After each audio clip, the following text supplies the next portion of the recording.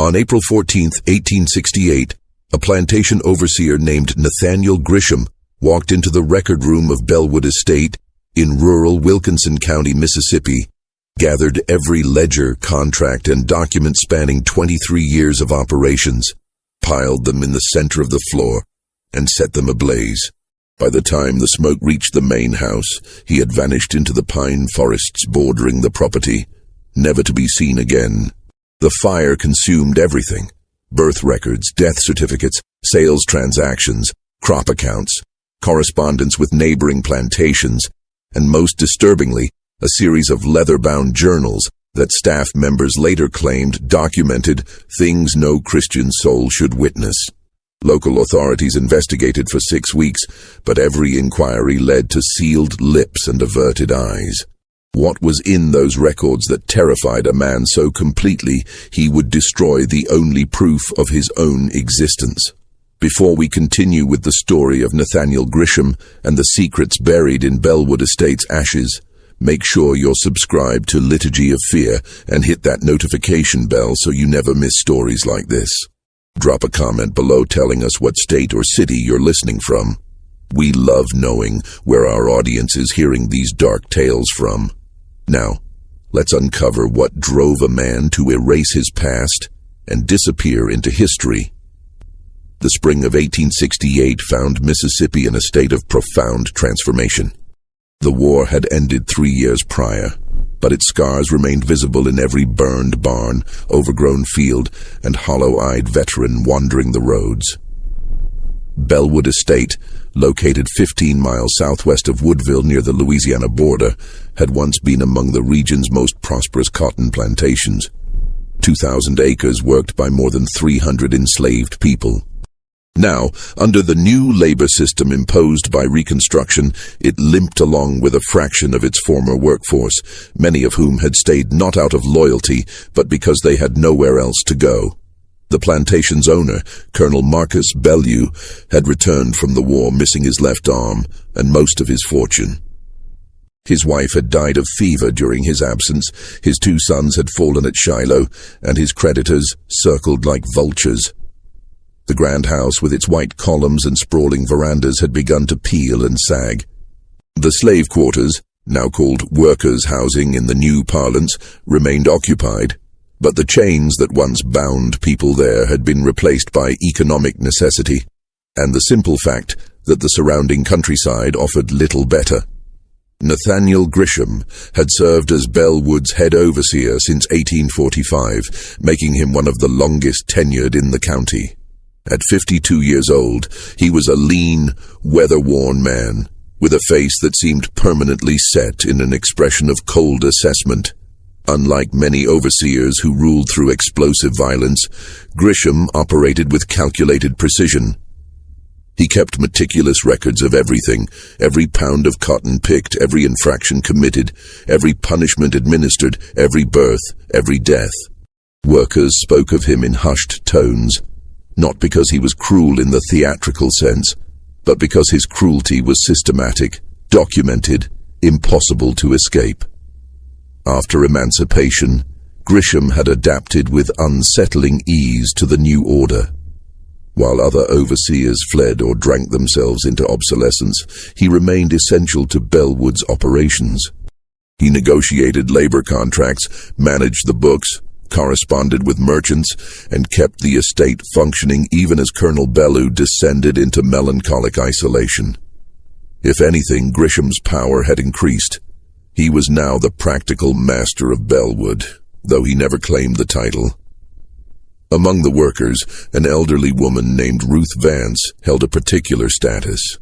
Born on the plantation in 1801, she had served in the main house for decades, first as a chambermaid, then as the colonel's wife's personal attendant. Now, 67 and bent with arthritis, she no longer worked the fields but helped in the kitchen and tended the small vegetable gardens. Ruth possessed a sharp memory and a sharper tongue, traits that had earned her both respect and wariness from her community. Another key figure was Thomas Hendricks, a freedman in his early 30s who had remained at Bellwood after emancipation to work as a carpenter and general handyman.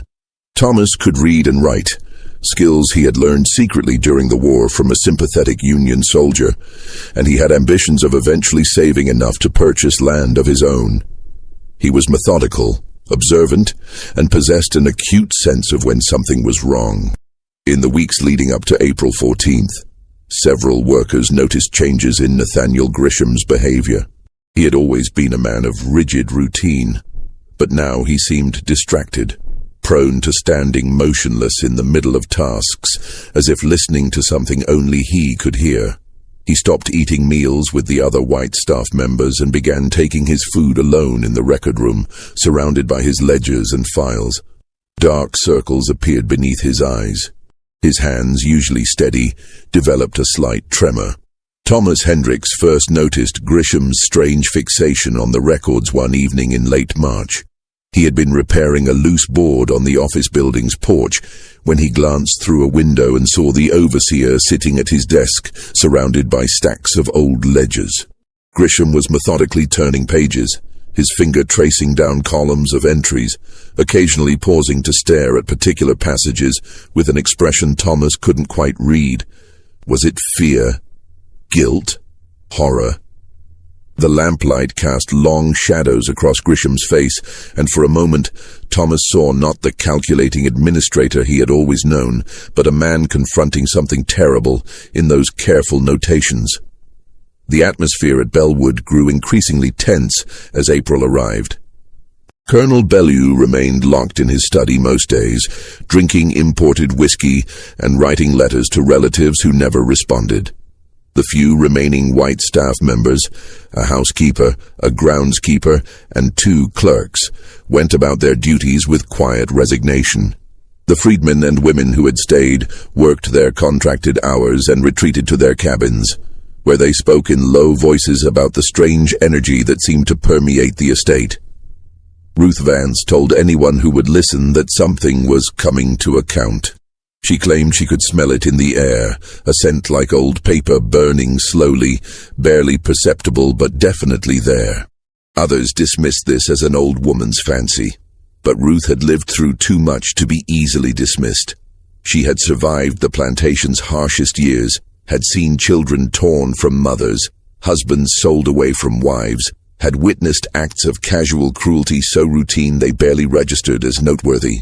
If Ruth said something was wrong, people paid attention, even if they didn't say so aloud. The last week of Grisham's presence at Bellwood was marked by increasingly erratic behavior. He was seen pacing the grounds at odd hours, sometimes in the middle of the night, carrying a lantern and a revolver. He stopped sleeping in his small house near the main estate and instead spent nights in the record room, barricading the door from the inside. When Thomas attempted to deliver some carpentry work reports, Grisham snapped at him to leave the papers outside and never, under any circumstances, to enter without explicit permission. On the morning of April 13th, Grisham emerged from the record room with his face ashen and his clothing rumpled. He walked directly to Colonel Bellew's study and remained inside for nearly 2 hours. Witnesses later reported hearing raised voices, though they couldn't make out specific words. When Grisham exited, the colonel called for whiskey and didn't emerge for the rest of the day. April 14, 1868, dawned clear and unseasonably warm. By mid-morning, the temperature had climbed into the high 80s, and the air hung heavy with the promise of afternoon thunderstorms. The workers at Bellwood went about their contracted labor, planting, repairing equipment, tending livestock, while the estate's peculiar tension continued to build like static before lightning. Thomas Hendricks was working on the main house's western porch, replacing rotted boards, when he noticed Nathaniel Grisham emerging from his small residence carrying a large canvas bag. The overseer's face was pale, his expression set in grim determination. He walked with purposeful strides toward the record building, a separate structure about 50 yards from the main house, constructed of brick with narrow windows designed more for security than light. Grisham unlocked the record room door and entered, closing it firmly behind him. Thomas thought little of it at first. The overseer spent considerable time among his ledgers and files, but something about the man's demeanor, The rigid set of his shoulders, the way he had glanced around before entering as if checking whether anyone was watching, struck Thomas as unusual. An hour passed. Thomas continued his work, the rhythmic sound of his hammer marking time. Other workers moved about the grounds. The day proceeded with deceptive normalcy. Then Ruth Vance appeared on the main house's back steps, her head tilted as if sniffing the air. "You smell that?" she called to Thomas. He paused, setting down his hammer. At first he detected nothing unusual, but then it registered. A faint acrid scent, like burning paper. His eyes immediately went to the record building. No smoke was visible from his angle, but the smell was growing stronger. "Lord have mercy," Ruth whispered. "He's doing it." Thomas climbed down from the porch and started walking toward the record building. As he drew closer, he could see thin wisps of smoke seeping from beneath the door and through cracks around the window frames. The smell intensified, not just paper but leather and cloth, the distinctive odor of books and documents burning. He ran the final distance and pounded on the door. "Mr. Grisham, sir, there's a fire." No response came from inside, but Thomas could hear the crackling of flames. He pounded again, harder. "Mr. Grisham!" Other workers had noticed now. They began gathering, hesitant, uncertain, afraid to act, but unable to ignore what was happening. Someone ran to fetch water. Someone else went to alert the main house. Thomas tried the door. Locked. He moved to the nearest window and peered through the dusty glass. What he saw would stay with him for the rest of his life. The interior of the record room was filled with smoke, but through the haze, Thomas could make out a large fire burning in the center of the floor. Ledgers, papers, and bound journals were stacked around it, some already consumed by flames, others waiting their turn. And standing in the corner, silhouetted against the growing inferno, was Nathaniel Grisham, holding a leather-bound volume. He wasn't trying to extinguish the fire or escape. He was watching it burn with an expression of terrible satisfaction, mixed with something that looked like relief. "Mr. Grisham," Thomas shouted, slapping his palm against the window, "you have to get out." Grisham's eyes snapped toward the window. For a moment, their gazes locked. Thomas saw something in the overseer's face he had never seen before. Raw, unconcealed fear, but fear mixed with purpose. Grisham mouthed something that Thomas couldn't hear through the glass, then threw the journal he was holding into the flames. He turned away from the window and moved toward the back of the room, disappearing into the smoke. By now, a dozen workers had gathered, along with the groundskeeper and one of the clerks. Someone had brought buckets of water, but no one was sure what to do. The door was locked, the windows too narrow to climb through, and the fire was clearly beyond any attempt at extinguishing. "Break down the door," the clerk shouted. Thomas and two other men found a heavy timber and used it as a battering ram. The door, solid oak with iron reinforcements, resisted their first attempts. The smoke was pouring out more thickly now, dark and choking. They rammed the door again. On the fourth attempt, something splintered, and on the fifth, the door crashed inward. A wall of heat and smoke rolled out, driving them back. The interior was an inferno. Flames covered most of the floor and were climbing the walls, consuming decades of carefully maintained records. The intense heat made it impossible to enter more than a few steps. "Grisham!" Someone shouted into the burning room. "Grisham, are you in there?" No answer came except the roar of fire. It was then that Ruth Vance, who had been standing at a distance, called out, "He ain't in there. Look." She was pointing toward the woods beyond the record building. Others turned to look. At the tree line, barely visible among the pines and oaks, was a figure moving quickly away from the estate. Even at that distance, the lean build and purposeful stride were recognizable as Nathaniel Grisham's. Someone began running after him, but the figure had already vanished into the dense forest. By the time several men reached the trees, there was no trace of which direction he had gone. Behind them, the record building was now fully engulfed. There was nothing to do but let it burn and ensure the fire didn't spread to other structures. Workers formed bucket brigades to wet down the surrounding buildings. The main structure, being brick, wasn't in danger of collapse, but everything inside it was being reduced to ash. Colonel Bellew emerged from the main house, drawn by the commotion. He stood on the veranda, swaying slightly, staring at the burning building with an expression of numb shock.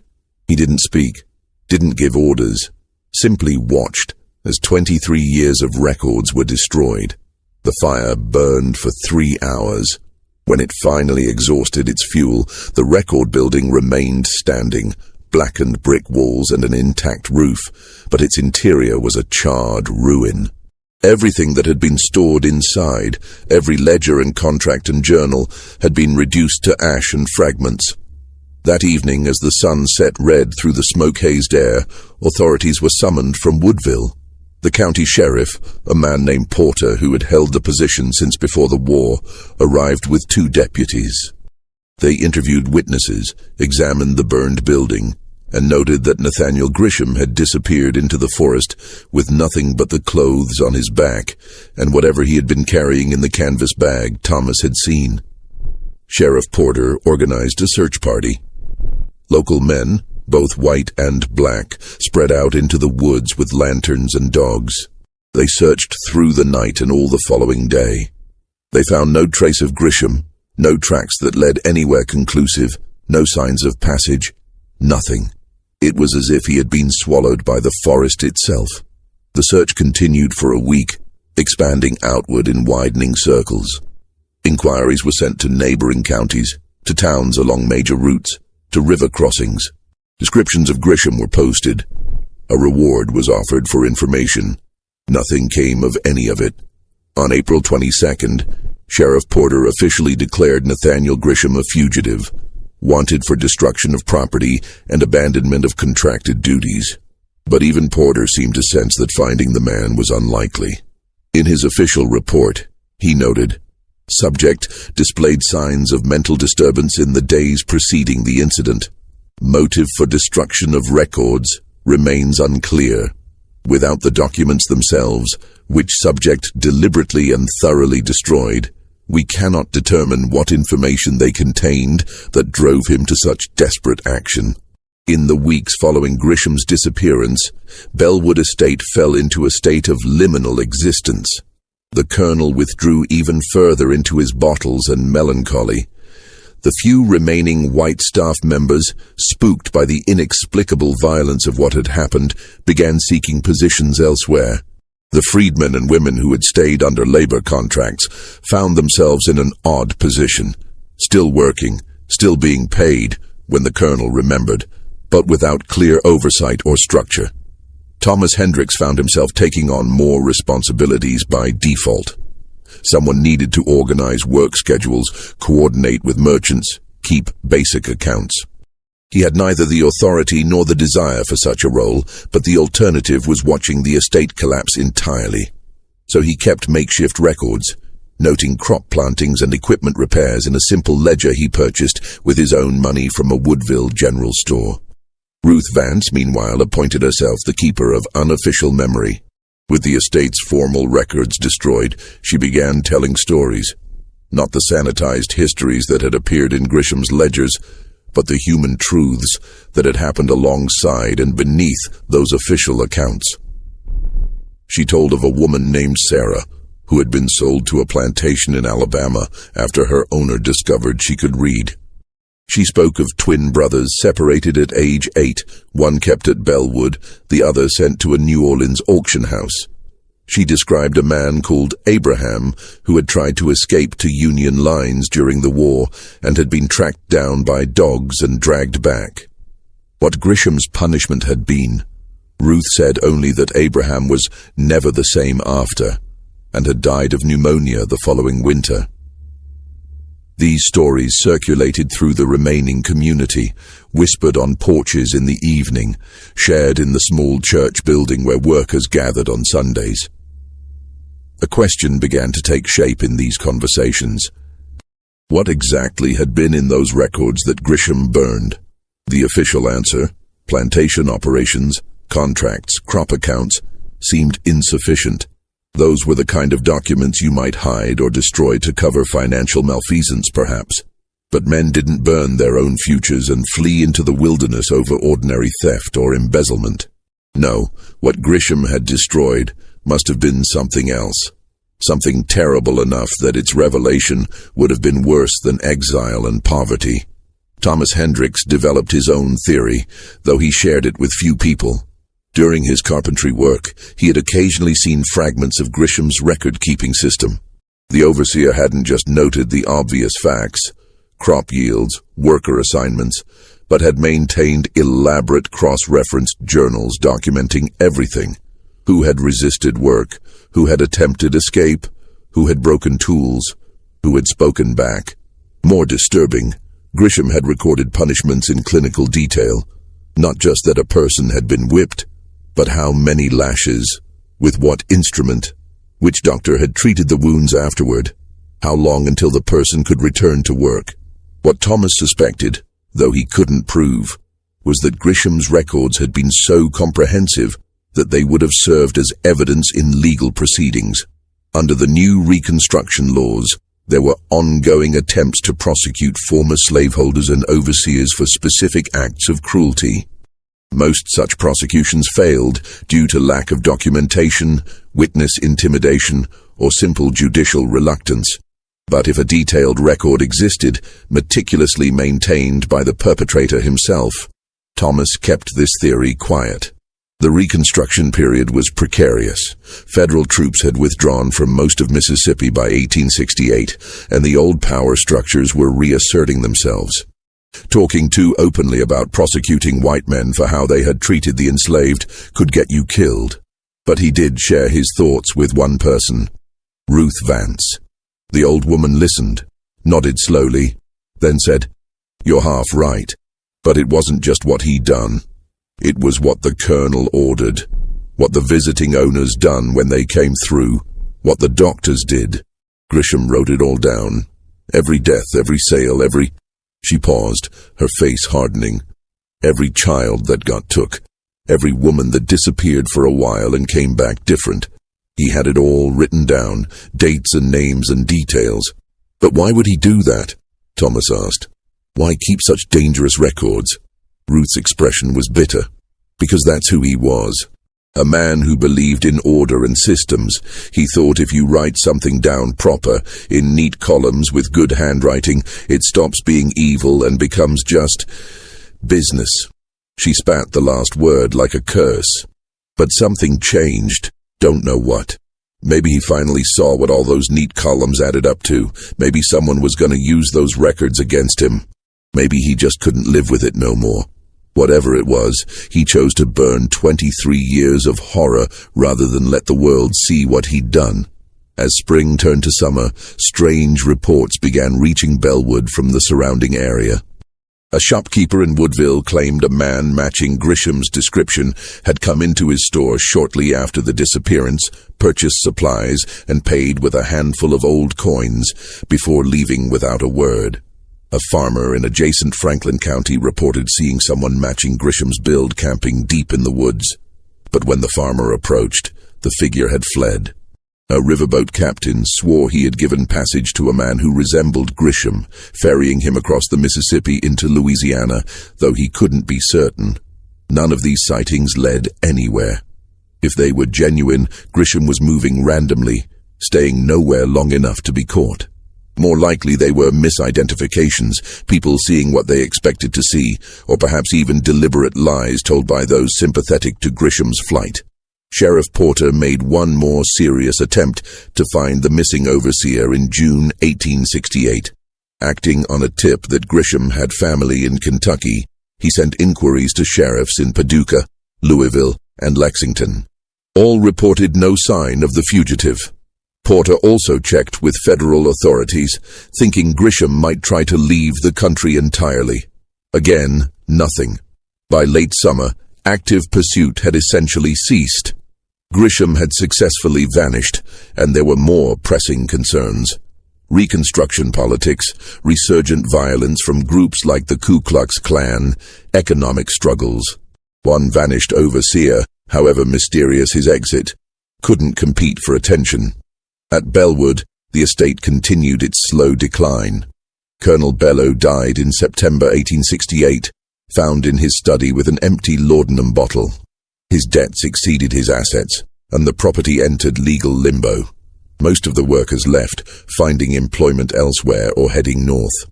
Within a year, Bellwood was abandoned, its buildings left to the elements and the slow reclamation of nature. Just when we thought we'd seen it all, the mystery deepened. If this story is giving you chills, share this video with a friend who loves dark historical mysteries, hit that like button to support our content, and don't forget to subscribe so you never miss stories like this. The truth about what happened at Bellwood Estate is far stranger than anyone could have imagined. Thomas Hendricks left Bellwood in October 1868 and moved to Natchez, where he found work as a carpenter. He tried to put the strange events behind him, to focus on building a new life in the uncertain Reconstruction period. But the mystery of Nathaniel Grisham's desperate act continued to trouble him. What could drive a man to destroy his life's work so completely? The answer began to emerge in an unexpected way.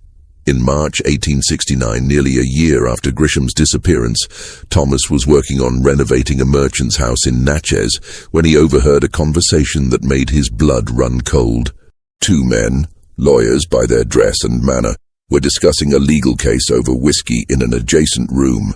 Thomas, working in the hallway, could hear their voices through the partially open door. "The Bellwood matter is dead," one was saying. "Without the records, we have nothing," Grisham saw to that.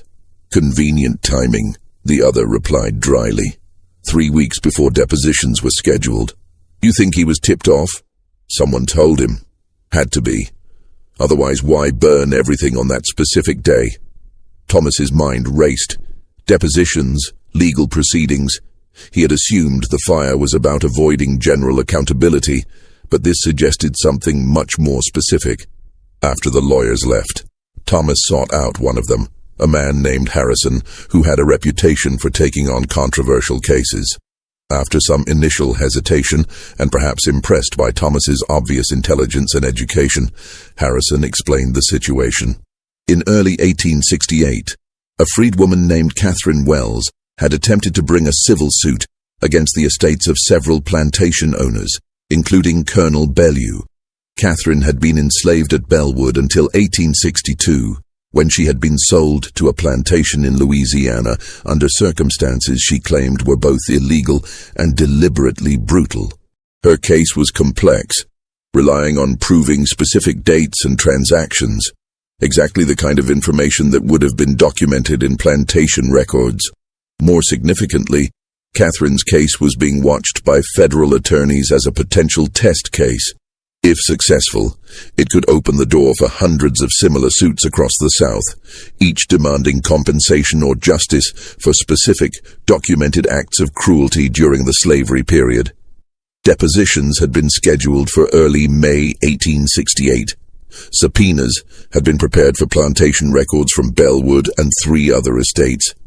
The legal proceedings had been kept relatively quiet, both to avoid intimidating witnesses and to prevent potential destruction of evidence. But somehow, Nathaniel Grisham had learned about it, and on April 14th, 3 weeks before those records would have been legally compelled for review, he had destroyed them all. "Do you know what happened to Catherine Wells?" Thomas asked Harrison. "Her case." Harrison's expression darkened. "Without the Bellwood records, it collapsed.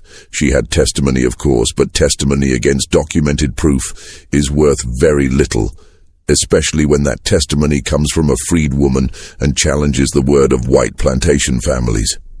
The case was dismissed in June. Thomas felt something cold settle in his chest. The pieces were falling into place. Grisham hadn't been fleeing his own guilt, or not only his own guilt. He had been protecting an entire system, destroying evidence that could have provided legal accountability for decades of systematic brutality. "There's more," Harrison continued, lowering his voice. "Catherine Wells died in December, officially consumption, but she was healthy as a horse when I deposed her in March. Draw your own conclusions." Thomas left that conversation shaken. He had thought he understood the brutality of the slavery system, having lived through it himself. But this revealed a different dimension, the deliberate, calculated effort to erase evidence, to ensure that history would be written without inconvenient documentation. He began asking careful questions among the Freedmen community in Natchez, seeking others who had been at Bellwood or knew about Catherine Wells's case. What he discovered was a network of intimidation and silence. Multiple potential witnesses had received threatening visits. One man who had agreed to testify had his house burned down. Another had been beaten so severely he lost the use of one eye. And at the center of it all, someone had warned Grisham in time to destroy the records before they could be subpoenaed. Thomas managed to track down 2 other people who had been enslaved at Bellwood, a man named Joshua and a woman named Violet. Both had left the plantation after emancipation and were reluctant to talk. But eventually, they shared their memories. Joshua remembered seeing Grisham with visitors in the weeks before the fire. White men, well-dressed, came in a fancy carriage, he said. They met with Grisham in the record room, stayed for hours. After they left, that's when he started acting strange. Violet recalled something else. There was a woman came around maybe 2 weeks before he burned everything. She was asking questions, talking to folks who'd work in the main house. Ruth Vance met with her. I think that was the lawyer lady, the one helping Catherine Wells. Thomas pieced together a timeline. Catherine Wells's attorney had visited Bellwood in late March or early April, gathering information and identifying potential witnesses. Word of this had reached certain powerful individuals, plantation owners, politicians, men with much to lose if records documented their crimes. They had alerted Grisham, either directly or through intermediaries. Perhaps they had even ordered him to destroy the records. And Grisham, faced with the choice of preserving his meticulous documentation or protecting himself and others from legal consequences, had chosen fire. But there was another possibility, one that Thomas found both more hopeful and more tragic. Perhaps Grisham had been told to hide or protect the records, but instead, overcome by some crisis of conscience, he had destroyed them completely and fled. This would explain the desperate quality of his actions, the way he had stood among the flames watching everything burn. It wasn't the behavior of a man following orders. It was the behavior of a man making a terrible final choice. Through the fall of 1869, Thomas Hendricks found himself increasingly obsessed with understanding what had happened at Bellwood. It wasn't healthy. He knew that, but he couldn't let it rest. The idea that such calculated erasure of history could succeed, that powerful men could order the destruction of evidence and face no consequences, ate at him. He began traveling on weekends, using what little money he had saved to visit counties throughout southern Mississippi and eastern Louisiana. He was looking for Nathaniel Grisham, though he wasn't entirely sure what he would do if he found the man. Confront him? Turn him in? Simply ask why? In October 1869, he got his first real lead. A sharecropper in Tensas Parish, Louisiana, mentioned that a man matching Grisham's description had been seen working as a day laborer on a remote farm near Lake St. Joseph. The description was specific: lean build, weathered face, around 50 years old, but notably silent, never speaking unless absolutely necessary, and with hands that trembled constantly. Thomas made the journey, a 2-day trip by riverboat and on foot. The farm was isolated, accessible only by a rough track through dense woodland. When he arrived, the owner, a French-speaking Creole farmer named Arsenault, was immediately suspicious of a black man asking questions. But Thomas had learned to navigate such situations. He presented himself as looking for work, asked about labor opportunities, mentioned casually that he'd heard there was another carpenter working in the area. Slowly, Arsenault relaxed. Yes, there had been a man, quiet fellow, had worked for about 3 weeks doing repairs on barns and fences. Good work, precise. But he had left suddenly, just walked off one morning without collecting his wages. Did he say where he was going? Thomas asked. Arsenault shook his head. Never said much of anything. But the night before he left, I heard him in the barn where he slept. Sounded like crying, maybe, or praying. Something broken in that man. Thomas thanked Arsenault and prepared to leave, but then thought to ask one more question. Did he have anything with him? Any belongings? Just a canvas bag, Arsenault replied. Kept it with him always, even when working. Wouldn't let it out of his sight. The canvas bag. The same one Thomas had seen Grisham carrying on April 14th, the morning of the fire. Whatever was in that bag, Grisham had considered it important enough to save while destroying everything else. The trail went cold again after that. Thomas heard occasional rumors over the following months. A man resembling Grisham spotted in Alexandria, Louisiana, or working on the docks in Vicksburg, Mississippi, but nothing he could verify. It was as if Grisham had learned to become invisible, to pass through the world leaving no impression. Then, in February 1870, nearly 2 years after the fire, something extraordinary happened. Thomas received a letter. It had been forwarded through several addresses, finally reaching him at the boarding house in Natchez, where he rented a room. The envelope was cheap, the handwriting shaky, but the return address caught his attention. Shreveport, Louisiana. There was no name, just initials. N.G. Thomas's hands trembled as he opened it. Inside was a single sheet of paper, covered in cramped, hurried writing. Mr. Hendricks, I learned your name from inquiries you have been making. I know you seek answers about April 14th. You deserve them. What I burned was evil. 23 years of documented evil. Every cruelty, every injustice, every crime recorded in neat columns as if that made them acceptable. I kept those records because I was ordered to, because that was my duty, because I believed that order and precision were virtues in themselves. I was wrong.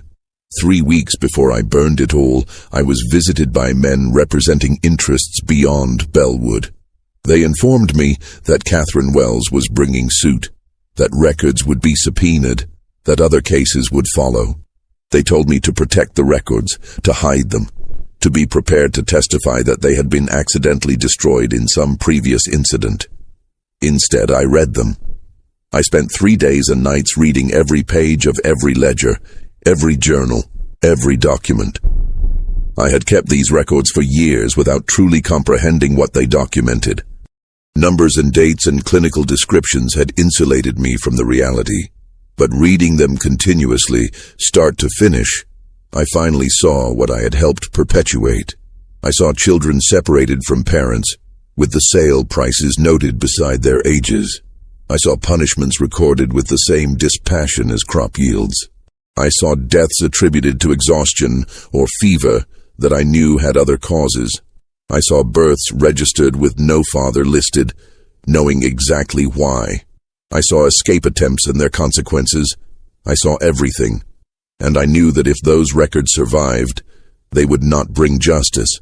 They would be used to shield guilty men through legal maneuvering, to intimidate witnesses, to demonstrate that everything had been properly documented and therefore somehow legitimate. The system that created those records would use them to protect itself. So I burned them. I do not seek forgiveness. What I did for 23 years cannot be forgiven. But I wanted you to know why I destroyed the evidence. Not to escape justice for myself. I live in justice now every day in the nightmares and the memories, but to prevent those records from serving one more evil purpose. Tell Ruth Vance I am sorry. Tell Catherine Wells's family I am sorry. Tell all of them I am sorry, though sorry is not enough. N.G. Thomas read the letter 3 times, his emotions cycling between anger, sadness, and a kind of grim satisfaction. Grisham hadn't been protecting himself, or not primarily. He had made a terrible calculus, that no records were better than records that could be weaponized by those who had committed the crimes documented within them. But there was something else in the letter, something that suggested Grisham's understanding was still incomplete. He had destroyed the records to prevent them from being misused, but in doing so, he had also erased evidence that might have supported some claims for justice. His final act had been just as controlling, just as paternalistic, as his years of record-keeping. He had decided what was best, had taken away even the possibility of using those records for accountability. Thomas folded the letter carefully and placed it in his own journal. He never showed it to anyone else, though he did honor Grisham's request to pass along his apologies to Ruth Vance when he saw her next. The old woman's response was simply, "Sorry, don't bring nobody back." In April 1870, exactly 2 years after the fire, Thomas Hendricks made one final journey related to the Bellwood mystery. He had heard that the abandoned estate was being prepared for sale, the last of the legal tangles around Colonel Bellew's debts finally resolved. Before the property passed to new owners, he wanted to see it one more time. The ride from Natchez took most of a day. When Thomas arrived at Bellwood in the late afternoon, he was struck by how thoroughly nature had begun reclaiming the property. The grand main house stood empty, its windows dark, its paint peeling in long strips. The worker housing had collapsed in several places. Weeds grew waist-high across the former cotton fields. The record building, its brick walls scorched black, remained standing. Thomas approached it slowly, feeling an odd reluctance. The door had been removed, probably salvaged by scavengers, and the interior lay open to the elements. He stepped inside. The fire had consumed everything combustible, but the basic structure remained. The floor was covered with 2 years' worth of blown-in leaves, dirt, and debris. Charred fragments of wood marked where shelves and desks had once stood. The smell of old smoke still lingered faintly, mixed with earth and rot. Thomas walked slowly around the space, imagining it as it had been. Walls lined with ledgers, a desk where Grisham had sat maintaining his meticulous records, filing cabinets holding decades of documentation. All gone now, reduced to ash and fragments. He was about to leave when something caught his eye. In the far corner, partially buried under accumulated debris, was a piece of metal. Thomas knelt and brushed away the dirt. It was a metal document box, its paint scorched black, but its structure intact. Such boxes were used to store particularly important papers. His heart pounding, Thomas pried open the warped lid. Inside, remarkably preserved, were 3 documents. They hadn't burned completely. The metal box had protected them, though their edges were charred, and some of the writing was obscured by smoke damage. But significant portions were still legible. The first document was a contract of sale, dated March 1861. It documented the sale of a woman named Catherine and her 2 children, a boy aged 5 and a girl aged 3, to a plantation in Louisiana. The sale price was itemized. The conditions were noted. Family to be kept together. But there was another notation in the margin, added later in different ink. Per Colin Bellow's instruction, children retained at Bellwood. Woman transferred alone. Informed children died of fever. Thomas felt sick. Catherine Wells. The woman whose legal case had triggered the events leading to the fire. The lie about her children, documented in Grisham's own hand. The second document was a medical log from the plantation doctor, covering 1857 to 1859. It listed treatments provided to workers, causes of death, births recorded. The deaths far outnumbered the births.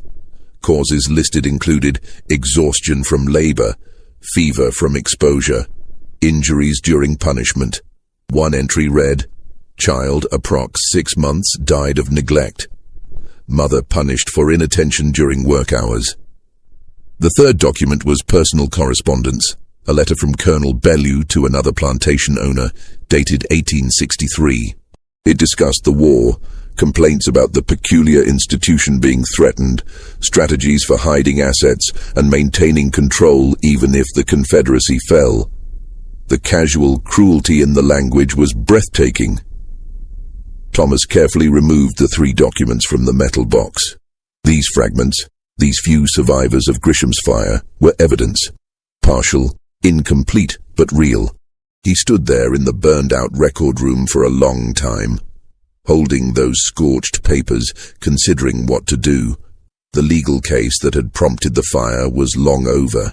Catherine Wells was dead. The people who might have used these documents to seek justice had mostly given up or moved on. But the documents were truth. They were proof.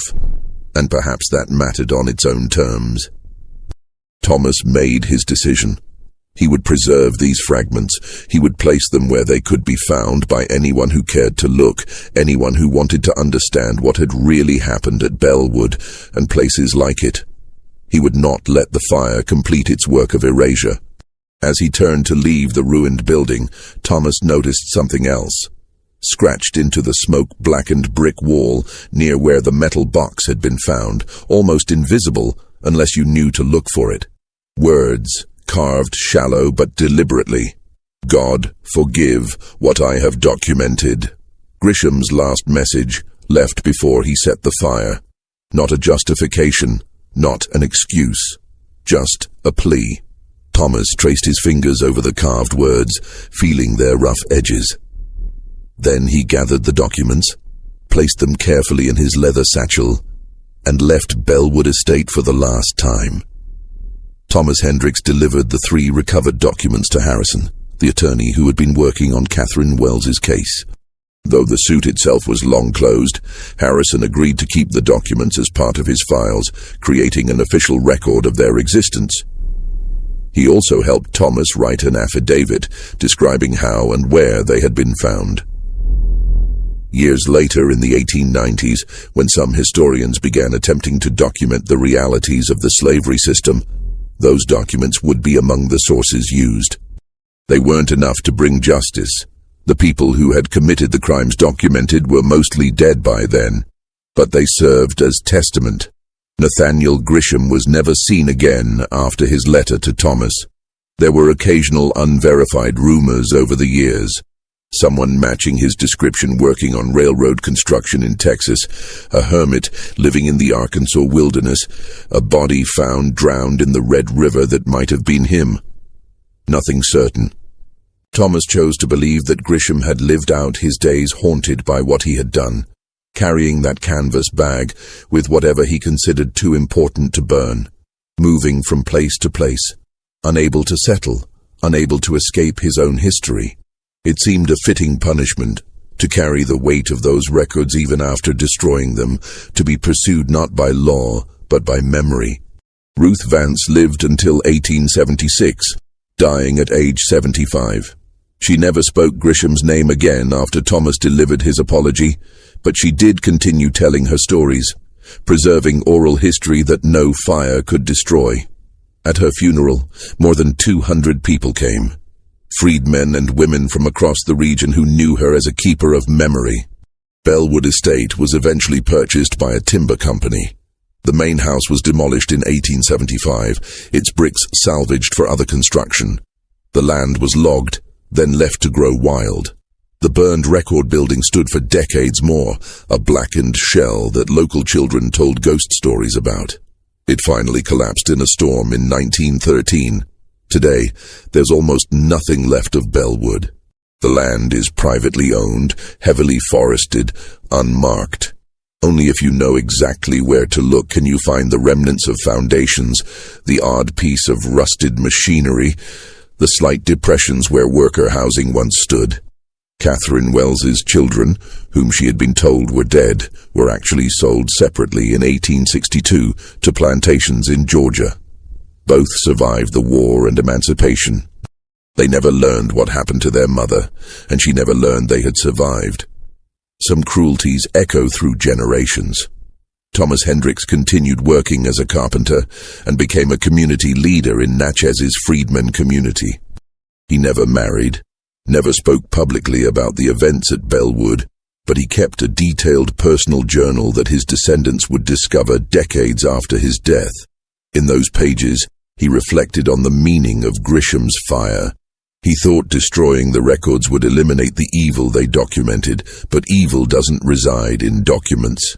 It lives in the systems that create them, the people who benefit from them, the societies that allow them. Burning the evidence didn't erase what happened, it only made it harder to prove.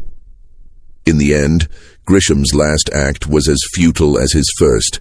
trying to control what would be remembered, trying to decide what history would show. But you can't burn memory. You can't torch testimony. The truth survives, whether written in ledgers or carried in the minds of those who lived it. The mystery of exactly what drove Nathaniel Grisham to his desperate act on April 14, 1868, can never be fully resolved. We have his letter, the partial documents that survived, the testimonies of those who witnessed it. But the interior truth, what exactly he felt as he piled those ledgers and set them ablaze, what he thought as he fled into the forest, remains locked in the past. Perhaps that's the final irony. A man who dedicated his life to documentation, who believed in the power of precise record-keeping, left behind a mystery that no amount of investigation can fully solve. His own story became what he had always tried to prevent, something remembered imperfectly, debated endlessly, interpreted through different lenses by people with different motives. What we know for certain is this. On one April morning in 1868, a man chose to destroy 23 years of carefully maintained records rather than let them be used in ways he could no longer accept. Whether that was an act of conscience, cowardice, or cold calculation remains for each listener to decide. This case reminds us that the past is never really past, that the records we keep or destroy shape how history remembers us, and that sometimes the most carefully documented lives contain the deepest mysteries. What do you think of this story? Was Grisham seeking redemption, or just protecting powerful men from justice? Leave your thoughts in the comments below. If you enjoyed this dark tale from America's past, subscribe to Liturgy of Fear, hit that notification bell, and share this video with someone who appreciates historical mysteries.